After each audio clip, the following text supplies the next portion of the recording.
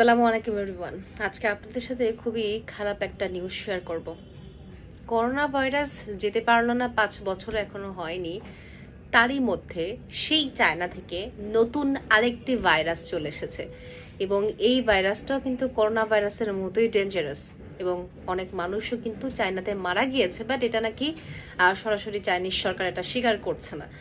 এই ভাইরাসটার নাম হচ্ছে হিউম্যান মেটানিউমো ভাইরাস, যা HMPV নামেও পরিচিত। বলা হচ্ছে এই ভাইরাসটি চীনের উত্তরাঞ্চলে বেশি দেখা দিচ্ছে এবং যারা ছোট আছে বাচ্চারা এবং যাদের বয়স অনেক বেশি তারাই মূলত এই ভাইরাসে বেশি আক্রান্ত হচ্ছে চীনের উত্তরাঞ্চলে।